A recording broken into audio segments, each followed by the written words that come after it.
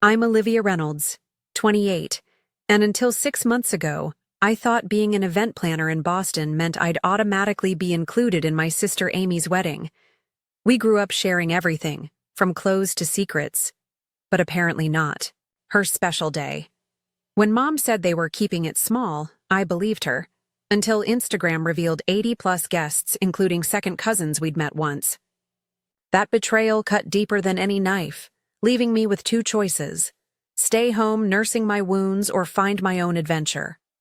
Iceland's majestic landscapes were calling, and I answered, never expecting my phone would soon be ringing with panicked wedding day disasters only I could solve.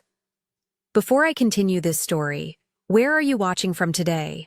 Drop your location in the comments, hit that subscribe button, and stay with me to discover how I learned that sometimes being excluded leads to the most extraordinary journey of self-discovery. Growing up in suburban Connecticut, Amy and I were inseparable despite our 3-year age difference. I still remember braiding her hair before school, defending her against neighborhood bullies, and staying up late whispering about our dreams, under blanket forts. Our matching Christmas pajamas and coordinated Halloween costumes spanned 12 consecutive years, documented in family albums that Mom proudly displayed in our living room. I was always the protective older sister, the one who taught Amy to ride a bike, helped her with science projects, and later gave her advice about boys and makeup. When she struggled with math, I spent hours breaking down equations until concepts clicked for her. I even skipped my junior prom to attend her dance recital when our parents had a scheduling conflict.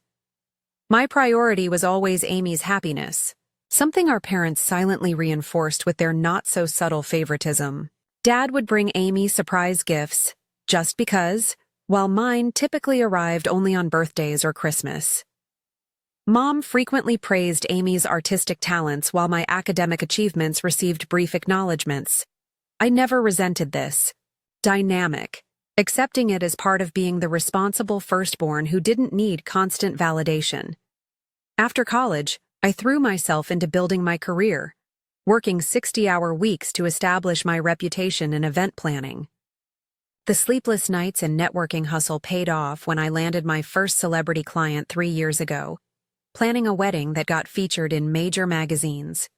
That success snowballed into a roster of high-profile clients seeking my meticulous attention to detail and crisis management skills. Despite my increasingly hectic schedule, I always made time for family gatherings and especially for Amy, flying home 4 times yearly for holidays and significant occasions. Our relationship began shifting when Amy started dating Bradley Harrington 2 years ago. Bradley came from old money, his family owning several investment properties throughout New England and maintaining strict social expectations. The first time I met him at a family dinner, he spent 20 minutes explaining why my career was trendy but unsustainable, and suggested I consider something more appropriate for long-term stability. Amy, once my fiercest defender, laughed, along with his condescending jokes. With each month of their relationship, Amy adopted more of Bradley's attitudes and his family's social protocols. She began criticizing my apartment as too bohemian, my casual dating life as lacking direction, and my fashion choices as trying too hard to be unique. Despite these growing tensions, I still treasured our sisterhood, believing our bond transcended these external influences. When Amy called announcing her engagement, I immediately cleared my schedule and flew home for an impromptu celebration, bringing champagne and handmade congratulatory signs. I spent that weekend genuinely happy for her, ignoring the way Bradley's mother examined my outfit with thinly veiled disapproval and how his sisters whispered when I mentioned my latest celebrity client. In my heart, I was already planning the perfect bachelorette weekend and reviewing bridesmaid dress options, assuming my maid of honor role was a given considering our history. The following month, during a Sunday family dinner, Amy nervously announced she had asked our cousin Megan to be her maid of honor, explaining that my unpredictable work schedule would make planning difficult. I maintained a supportive smile while something cracked inside me, but I immediately offered to help with planning instead, knowing my professional expertise could create the wedding of her dreams. Amy seemed relieved by my understanding response, and I genuinely pushed aside my hurt feelings, determined to support her happiness above my disappointment. That night, I called my best friend Zoe and cried for hours, but by morning, I had convinced myself that being involved in any capacity was enough. Little did I know this was just the first step in a systematic exclusion that would ultimately lead me to stand alone on an Icelandic cliff, while my sister's carefully constructed wedding day crumbled from across the ocean. 6 months before the wedding date, our parents hosted a Sunday brunch where excited chatter about venue options and color schemes dominated the conversation. I arrived bearing wedding magazines and a portfolio of vendor contacts willing to offer family discounts through my professional connections. Mom greeted me with her usual quick hug before turning her full attention back to Amy and Bradley, who were showing everyone photos of a historic mansion they were considering for the ceremony. As I settled into an empty chair with my coffee, Mom casually mentioned they were planning a small, intimate ceremony with just family and close friends. I nodded understandingly, even offering suggestions for making limited guest lists feel special through personalized touches. "Actually, we've already hired Vanessa Mitchell to coordinate everything," Amy announced, referencing a local planner whose work I knew to be overpriced and unoriginal. Bradley's parents recommended her specifically. When I gently suggested some innovative ideas that wouldn't interfere with their coordinator's plans, Bradley's mother Charlotte interjected, "We prefer traditional approaches for family events, nothing too experimental." The dismissal was subtle but clear, leaving me to silently sip my coffee while everyone continued discussing details without seeking my input.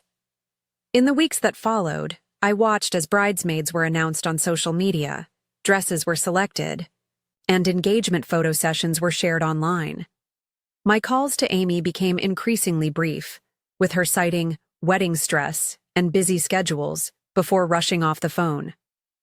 March turned to April, then May, with no formal invitation arriving, while other family members began mentioning travel arrangements. The gnawing anxiety finally prompted me to text Amy directly. "Hey sis, just wondering if I should book flights for the big day? Haven't received any details yet." Her response came hours later. "Still finalizing some things. Venue has limited capacity and we're struggling with budget constraints. We'll let you know soon." The vague answer fed my growing unease, especially knowing Bradley's family wealth made budget concerns unlikely. A week later, during a rare phone conversation with Mom, I directly asked about my invitation. Her hesitation spoke volumes before. She finally said, "Sweetheart, they're keeping it very small. Amy thinks having you there might complicate things given your differences with Bradley's family. Maybe it's better this way, less pressure for everyone." The explanation landed like a physical blow, but I swallowed my hurt and pretended to understand, not wanting to create additional family tension. "Of course I get it. No problem at all," I lied, throat tight with unshed tears. I might have actually believed the small wedding excuse if fate hadn't intervened 3 days later. While scrolling through Instagram during my lunch break, I stumbled across photos from Amy's extravagant bridal shower posted by our cousin Megan.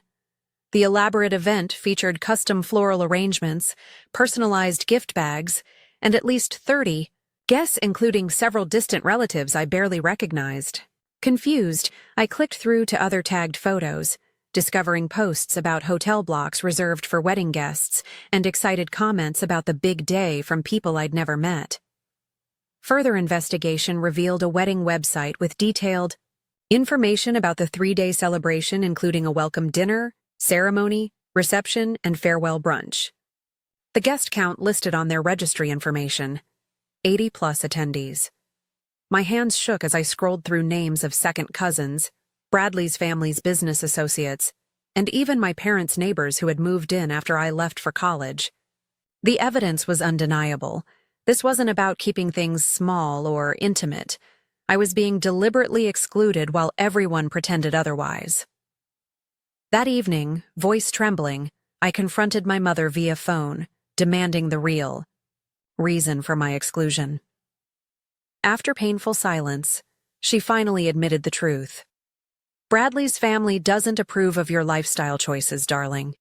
They're very traditional and feel your career focus, urban living, and dating habits wouldn't align with the atmosphere they want to create. Amy didn't want to hurt your feelings, but she's trying to make a good impression on her new family. The words echoed in my apartment long after I'd hung up, each syllable confirming my deepest insecurity, that my own family had deemed me unworthy of inclusion on one of their most important days, offering me up as a sacrificial lamb to appease my sister's future in-laws and their outdated values. The weeks following this revelation became a blur of sleepless nights and tearful mornings. My normally meticulous work suffered as I found myself staring blankly at seating charts for other people's celebrations, while my own family had literally unseated me from theirs. Friends noticed my withdrawal, with Zoe finally confronting me after I canceled plans for the third consecutive weekend. "You need to stand up for yourself, Liv," she insisted during an intervention dinner at my apartment. "They're gaslighting you about this whole small wedding nonsense and making you feel crazy for being hurt." Marcus, my colleague and close friend, agreed more bluntly. "Your sister is being a coward. If she's ashamed of you because some rich boyfriend's family disapproves, that's her moral failure, not yours." Their outrage validated my pain, but couldn't erase the growing emptiness that followed me through each day. With their encouragement, I attempted one final conversation with Amy, calling on a Tuesday evening when I knew she'd be alone while Bradley attended his weekly squash game. The conversation started civilly enough, with casual questions about wedding preparations, until I finally gathered the courage to address the elephant in the room. "Amy, I know I'm not invited to your wedding, and I know it's not about venue, size, or budget. Can we please just be honest with each other about why?" My sister's immediate defensive reaction told me everything. "Not everything is about you, Olivia. This is my day, and I need it to go perfectly without any drama or complications. Why can't you just understand that for once?" Her words cut deeper than any previous exclusion. "What drama would I cause exactly?" "By existing as myself," I countered, tears threatening. "You know how you are," Amy snapped. "Your whole independent, career-focused persona. The way you challenge everything traditional. Bradley's family is important to me, and they have certain expectations about family values." The argument escalated, until Amy finally blurted, "Maybe if you'd settled down instead of jumping between relationships and prioritizing your career above everything, you'd understand what family really means." I hung up, hands shaking, realizing my sister had fundamentally misunderstood everything about me. My career success and independent choices weren't rejections of family values, but different expressions of the same work ethic our parents had instilled in us. A subsequent attempt to discuss the situation with my mother proved equally fruitless. "Darling, sometimes we need to make sacrifices for family harmony," she suggested, as if my dignity were a reasonable price for Amy's social climbing. "Could you just understand and not make a scene? This wedding is stressful enough without adding complications." My father's response was perhaps the most painful. Complete silence. During a brief visit home when I tried to discuss my feelings, he simply stared at his newspaper, mumbling about women's business, and not getting involved. His passivity feeling like the deepest betrayal from the man who once promised to always protect both his daughters equally. Even casual family gatherings became minefields of subtle jabs, like when Bradley's sister Rebecca commented at a pre-wedding family dinner I'd been reluctantly invited to. It must be so liberating to focus exclusively on career without worrying about building a real family life. Or Bradley's father asking pointedly, "Do you think you'll ever settle into a more conventional lifestyle, or is this urban professional phase something long-term?" Each interaction reinforced that I was somehow defective in their eyes, too independent, too career-focused, too myself. My therapist, Dr. Marshall, noted during our weekly session how my posture had changed, shoulders curving inward protectively. "Family rejection touches our deepest insecurities," she observed as I described feeling increasingly hollow. "But what if instead of dwelling in that rejection, you created new memories during that weekend? Something meaningful just for you. Her suggestion initially seemed impossible. How could I possibly enjoy anything while imagining my sister walking down the aisle without me? But that night, unable to sleep, I found myself Googling places to travel alone at 3 in the morning. The algorithm served me images of Iceland's otherworldly landscapes, massive waterfalls, black sand beaches, and the possibility of northern lights even in early summer.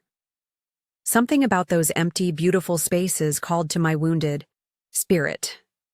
Go somewhere that makes family drama seem small, Dr. Marshall had suggested. What could make human problems feel more insignificant than standing before nature's raw power? The idea took root, growing stronger each day as I researched flights, accommodations, and tours. I told no one about my plans, quietly requesting time off work and arranging for a colleague to cover my ongoing projects. While my family assumed I would be home alone, nursing my wounds on the wedding weekend, I was meticulously planning my escape to another world, one where being excluded from a wedding would seem as insignificant as a single grain of black volcanic sand. 3 days before my scheduled departure, my phone lit up with an unexpected call from Mom. "Olivia, thank goodness you answered," she began without greeting, her voice tight with stress. "There's been a situation with the wedding. Vanessa, their coordinator, quit yesterday after some disagreement with Bradley's mother."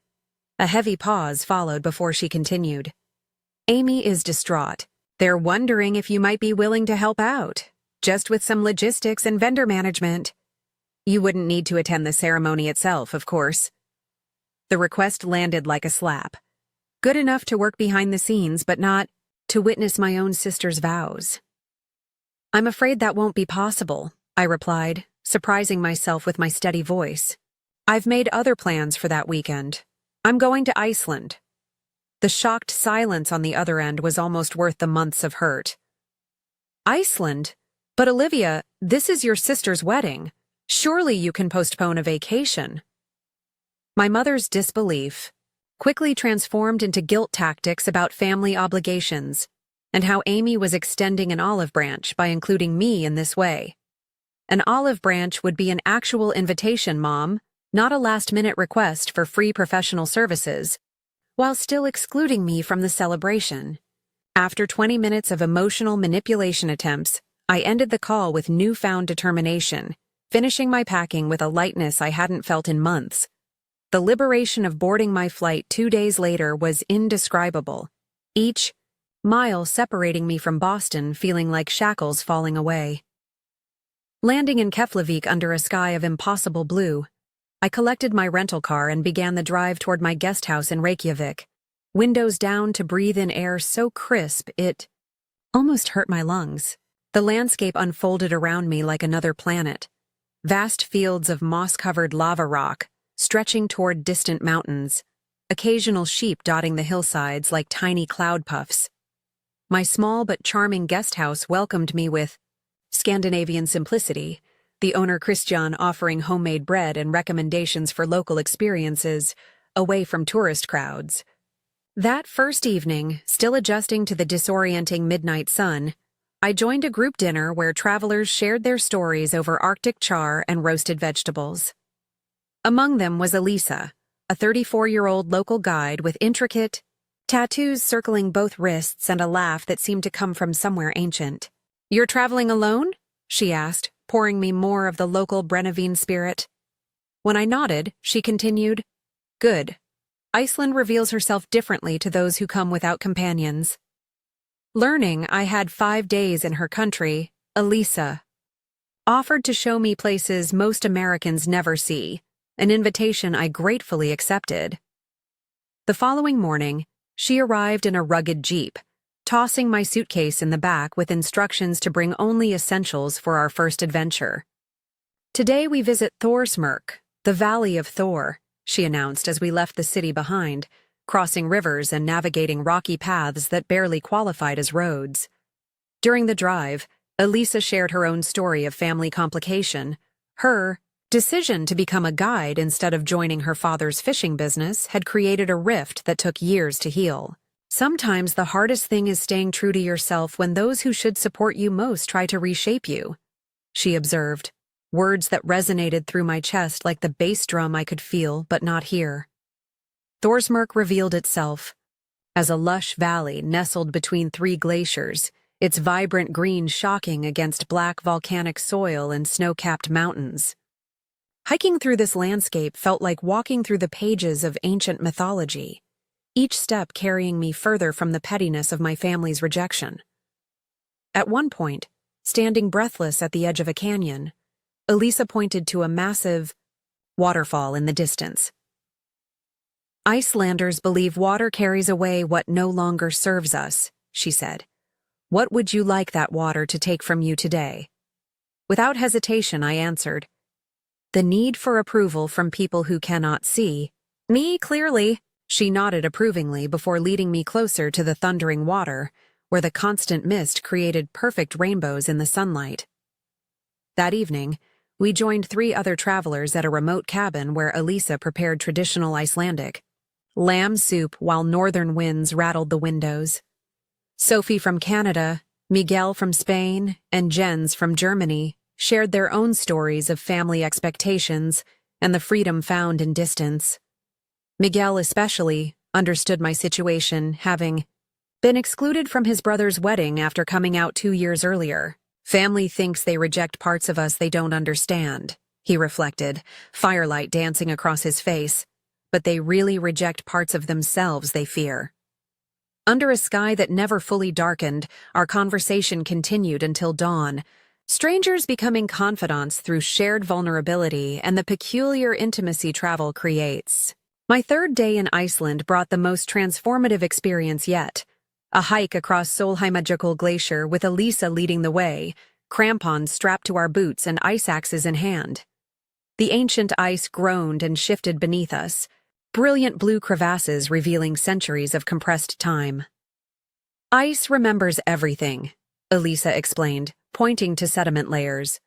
It holds the past, but keeps moving forward, always changing shape. Standing small against that massive flowing ice river, my family drama suddenly seemed microscopic, a momentary blip in the vast timeline of existence. That night, bundled in thermal layers despite the summer season, we drove to a remote location, away from all light pollution. If we're lucky, Elisa promised, the auroras might dance for us even in June. Fortune smiled as faint green wisps gradually strengthened into undulating curtains of light across the northern sky. Tears froze on my cheeks as the lights pulsed. Above us, their ghostly dance both humbling and healing. Under that cosmic display, surrounded by new friends who accepted me without conditions, I felt something long constricted in my chest finally release. The universe was too vast, too wondrous to remain small beneath human rejection. Tomorrow is your sister's wedding, Elisa noted softly as we watched the lights. How do you feel about that now? I considered the question seriously before answering, like I'm exactly where I need to be. I woke on Saturday to pale sunlight filtering through handmade curtains in the small cottage Elisa had arranged for my 4th night, momentarily disoriented by the unfamiliar surroundings before remembering. Today was Amy's wedding day. 7 hours ahead of Boston time meant the wedding party would still be sleeping while I sipped coffee by a panoramic window overlooking Lake Mývatn's volcanic landscapes. The strange peace I'd found over the past days remained intact until my phone began vibrating aggressively against the wooden nightstand, multiple notifications lighting up the screen simultaneously. 3 missed calls from Mom, 2 from Dad, and a flurry of increasingly panicked texts from Amy herself.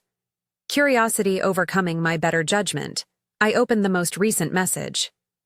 Liv, please call me. Total disaster here. Venue flooded overnight. From broken pipe. Everything ruined. Need your help desperately. More messages revealed the cascading catastrophe. The exclusive historic mansion they'd booked had experienced a major plumbing failure at 3 a.m., with water damage throughout. The main reception hall, Their coordinator Vanessa, who'd already been replaced once, was unreachable, having apparently turned off her phone after a final argument with Bradley's mother yesterday. The catering company, upon learning of the venue change, was demanding additional fees for last-minute relocating that exceeded the wedding budget. To compound matters, the officiant had called with strep throat, barely able to speak. The perfect wedding Amy had excluded me from was disintegrating hourly. And now, suddenly I was worth contacting.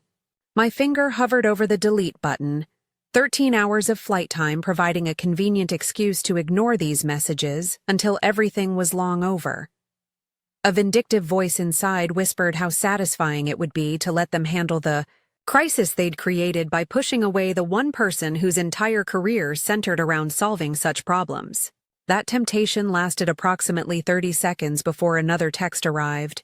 This one, a video message from Amy, her eyes red-rimmed and makeup streaked from crying.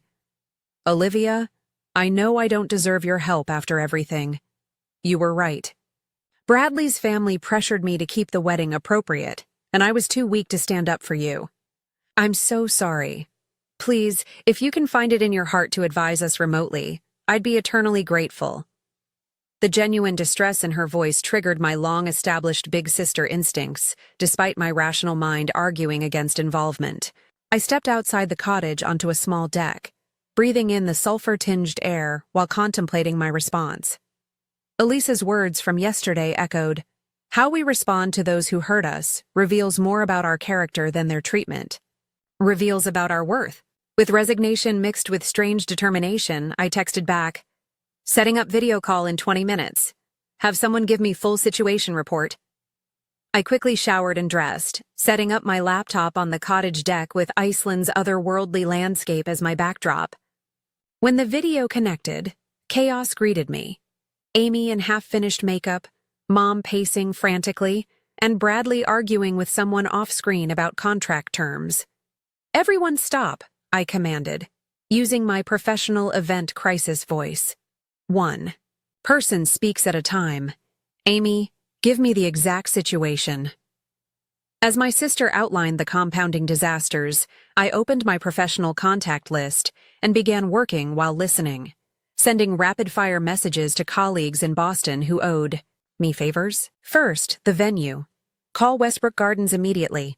The owner, Janet, is a client of mine. Tell her you're my sister and need emergency relocation for today. She had a cancellation yesterday." While Amy made that call, I continued problem-solving. With surgical precision. For catering, contact Maxwell's Premier. Ask for Tony directly. Mention my name and offer 15% above normal rate for immediate service. They can mobilize a team within hours. The efficient problem required more creativity. "Bradley, your uncle is a judge, correct? He has legal authority to perform the ceremony. Have your father call him immediately." As I dispatched solutions from 3,500 miles away, sipping Icelandic tea while a distant geothermal vent released steam behind me, I noticed Bradley's parents hovering at the edge of the video frame, their expressions shifting from disdain to reluctant appreciation as I efficiently untangled their catastrophe. Charlotte Harrington herself finally addressed me directly. "I must say, Olivia, you're handling this with remarkable competence." The backhanded compliment almost made me laugh. "This is literally my profession, Mrs. Harrington, the one you considered inappropriate for someone associated with your family." The slight flinch in her perfectly Botoxed forehead provided quiet satisfaction before I returned to the logistics at hand. For 3 hours, I directed the emergency restructuring of Amy's wedding, making calls, negotiating with vendors, and creating a revised timeline that would salvage the essential elements, while necessarily simplifying others. Through my laptop screen, I watched as initial panic transformed into cautious optimism, my professional network rising to the occasion with remarkable efficiency. When Janet from Westbrook Gardens sent photos of her staff already setting up for the ceremony, Amy burst into fresh tears, these of relief rather than despair. As vendors confirmed and solutions materialized, I noticed Bradley watching me with newly appraising eyes. "Your sister is extraordinary," he commented to Amy, loud enough for me to hear. I had no idea her connections were so substantial. The realization that my exclusion had been based on completely misjudging my professional stature added yet another layer of irony to the situation. By mid-afternoon Icelandic time, with the wedding now just hours away in Boston, the crisis had largely been averted. The ceremony would proceed at the arguably more picturesque Westbrook Gardens. Catering was confirmed with an adjusted menu. Bradley's uncle had agreed to officiate, and emergency florals were being repurposed from another event ending that morning. Before ending the call, Amy asked everyone to leave her alone with me virtually. When we were finally in private, my sister's careful facade crumbled completely. "I've been horrible to you, Liv. Letting Bradley's family dictate who should be at my wedding, excluding my own sister to impress people who will never truly care about me the way you do. Can you ever forgive me?" The question hung between us, spanning oceans and time zones, weighted with years of complicated family dynamics. "I'm working on it," I answered honestly. "But Amy, you need to understand something. I helped today because I love you, but this doesn't erase the hurt. Trust takes longer to rebuild than a wedding day." She nodded, tears flowing freely now. "I know. I just hope this can be a beginning. And Liv? Iceland looks beautiful on you. I can see something different in your eyes." As we said goodbye and I closed my laptop, I realized she was right. Something fundamental had shifted inside me during these days of self-imposed exile. The wedding would proceed without me physically present, but for the first time since this ordeal began, that fact no longer defined my worth. 2 weeks after returning from Iceland, with its landscapes still vivid in my dreams, I received a text from Mom requesting my presence at Sunday dinner to discuss recent events. The formal wording and uncharacteristic advance notice signaled the importance they attached to this gathering. Despite my instinct to decline, Dr. Marshall encouraged me to attend with newly established boundaries intact. "You've changed through this experience," she reminded me during our session. "Now is your opportunity to demonstrate that change." Arriving at my parents' Connecticut home exactly on time rather than my usual 15 minutes early, I noted 4 cars in the driveway. Mom, Dad, Amy, and Bradley were all present. The knowledge that I would face the complete assembly of those who had excluded me sent adrenaline coursing through my system. But something else accompanied it now. A steadying confidence born from standing alone on Icelandic cliffs and surviving. Mom opened the door with nervous energy, her typical quick hug replaced by an awkward hovering as if unsure of her welcome in my space. I moved past her with calm purpose, entering the living room where everyone waited in uncomfortable silence. Dad stood immediately, uncertainty etched across his features, while Amy and Bradley remained seated on the sofa, hands tightly clasped. "Olivia," my father began, using my full name as he did in serious moments. "We're very glad you came."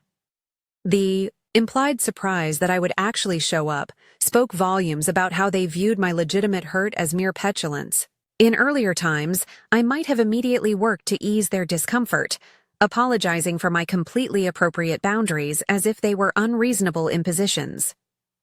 Iceland transformed Olivia instead, took the armchair facing everyone, sat down her purse with deliberate movements, and waited. The silence stretched uncomfortably until Mom attempted her standard deflection.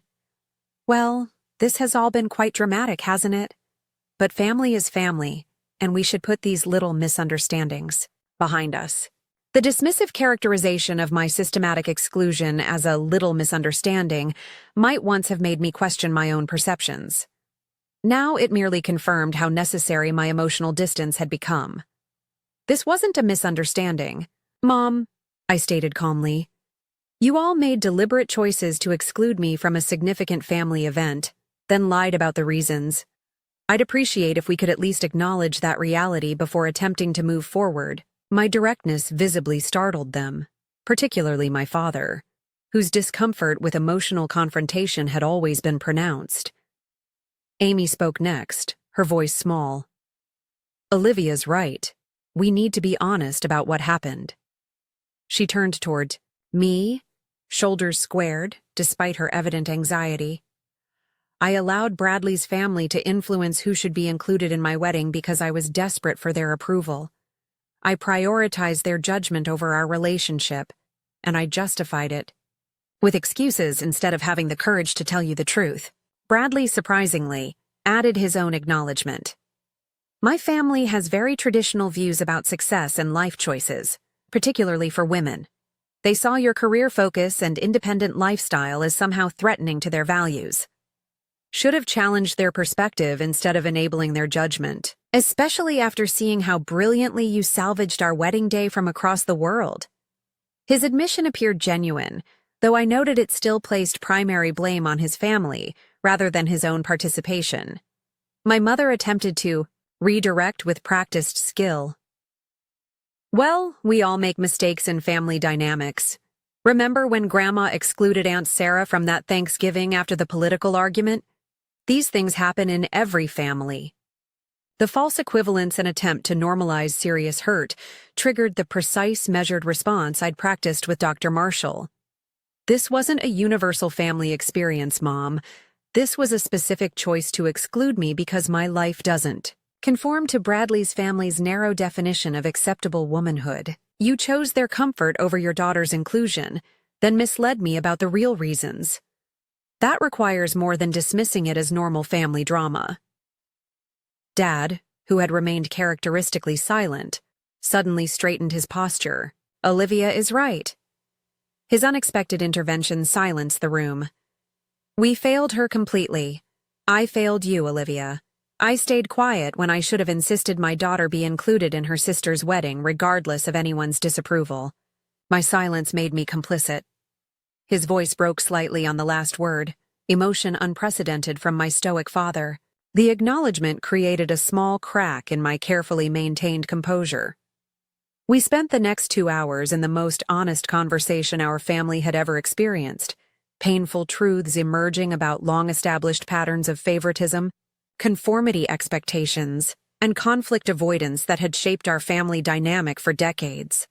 I maintained clear boundaries throughout, neither accepting insufficient explanations nor allowing the discussion to devolve into unproductive guilt spirals. When Bradley mentioned his sister Catherine's upcoming engagement and her interest in having me plan the wedding, she was extremely impressed by your crisis management skills. I recognized the offer as both olive branch and implicit acknowledgement of my professional value. I appreciate the consideration, I responded carefully. My schedule books months in advance, but she's welcome to contact my office formally. The subtle repositioning of our relationship, from excluded family member to sought-after professional whose time carried premium value, wasn't lost on anyone present. As the conversation drew to its natural conclusion, Amy suggested family therapy sessions, an idea so unprecedented in our conflict-avoiding household that it signaled genuine desire for change. I've found individual therapy extremely valuable, I offered, meeting her halfway without overcommitting. I would consider joining family sessions if everyone participates fully. Even more surprising was my father's immediate agreement, followed reluctantly by my mother's. Before leaving, Amy and I shared a moment alone in the kitchen, the familiar setting highlighting how much had changed between us. I found your travel photos online, she admitted. Iceland looks incredible. Those northern lights, did they really look like that in person? The simple question opened a brief connection around something unrelated to our conflict. Actually, they were more beautiful than any photo could capture. The lights seemed alive somehow, dancing across the sky. For a flickering moment, we were just sisters again, before Amy reached tentatively for my hand. I miss you, Liv. Not just now, but for the past couple years. I let myself become someone I don't recognize. I squeezed her fingers briefly before, gently withdrawing. I miss the person I thought you were too. Maybe we can both rediscover ourselves through honest conversation. Leaving my parents' house that evening, I realized that while Iceland had given me perspective on my family's treatment, it had offered something even more valuable: a clear vision of who I could be when freed from the constraint of seeking approval from those unwilling to truly see me. 6 months have passed since that fateful wedding weekend, months filled with gradual rebuilding and recalibration of expectations. The holiday season approaches, bringing its inevitable family gatherings and potential tensions, but I face them with newfound equanimity. Perhaps the most unexpected development came just last week when Elisa arrived at Boston Logan Airport, her first visit to America, staying in my guest room for 2 weeks before we embark on our return journey to Iceland during winter solstice. "I want to see those northern lights again, but this time at their winter peak," I told her during our planning calls. "And I want to stand on that same glacier, feeling small against something ancient and enduring." Our family therapy sessions continue monthly, each one uncovering layers of unspoken expectations and healing old wounds incrementally. Progress comes unevenly. 2 steps forward during an honest breakthrough, 1 step back when old patterns resurface. My mother still occasionally makes comments about my unusual lifestyle choices, but now catches herself mid-sentence, making visible efforts to understand rather than judge. My father, surprisingly, has become my most consistent ally, calling weekly just to check in, his newfound emotional availability a welcome evolution in our relationship. He recently confessed that watching me handle the wedding crisis from Iceland with such professional command made him see me as a fully actualized adult for the first time. "I've always been proud of you, Olivia," he admitted during a rare one-on-one lunch. "But I never properly expressed it because I didn't fully understand your world. I do now." The professional fallout from the wedding fiasco brought unexpected opportunities. Bradley's sister Catherine did indeed hire me for her upcoming wedding, her substantial budget and high-profile guest list opening doors to an even more exclusive clientele. More significantly, through Catherine's connections, I landed Miranda Falcone, the tech industry billionaire, as a client for her foundation's annual gala. The event's success led to a profile in Business Insider, highlighting my crisis management expertise and unparalleled vendor relationships. Amy and I have established a fragile new connection, different from our childhood closeness but potentially more honest. During a recent afternoon shopping together, our first such outing in years, she confessed that her marriage to Bradley requires more compromise than she anticipated. "Sometimes I look at your freedom and wonder what I've given up," she admitted as we shared coffee afterward. Rather than offering platitudes, I acknowledged the complexity of her feelings. Every choice closes certain doors while opening others. The question is whether you're choosing based on your authentic desires or others' expectations. We're learning to have these more substantial conversations, replacing the surface chatter that previously masked our growing differences. The friendship I formed with Elisa evolved through regular video calls and shared book recommendations. Her perspective as someone who rebuilt a damaged family relationship offers practical wisdom during difficult moments. "Family healing isn't linear," she reminded me last month when a therapy session left me frustrated. "It spirals like our Icelandic weather, sometimes returning to familiar storms before clearing again. Perhaps the most profound change remains internal. The unshakable certainty that my worth exists independently from family approval or inclusion." I recently declined a family beach weekend that conflicted with a personal retreat I'd planned, something pre-Iceland Olivia would never have dared. "I'll catch you next time," I stated simply, without elaborate justifications or apologies. The freedom in that boundary setting felt more exhilarating than any professional achievement. Last night, standing on my apartment balcony beneath Boston's light-polluted sky where stars struggle for visibility, I found myself thinking about that night under Iceland's dancing auroras. The universe had offered a powerful metaphor. Sometimes, we must remove ourselves from familiar but dim surroundings to witness true brilliance. Being excluded from my sister's wedding initially felt like the ultimate rejection, but it ultimately propelled me toward the most significant self-acceptance of my life.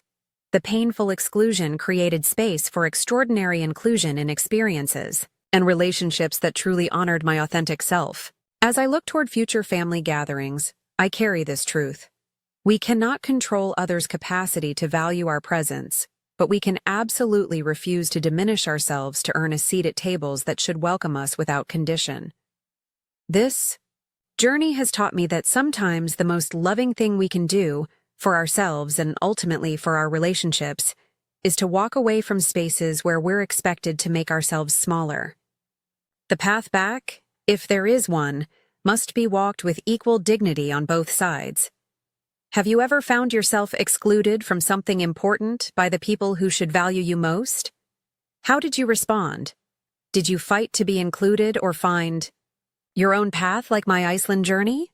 Share your story in the comments below. If this resonated with you, please subscribe to hear more authentic stories about family relationships and personal growth. Hit that like button if you've ever had to choose between meeting others' expectations and honoring your own truth. Thank you for witnessing my journey from exclusion to empowerment. May you find your own Iceland whenever life's disappointments try to diminish your light.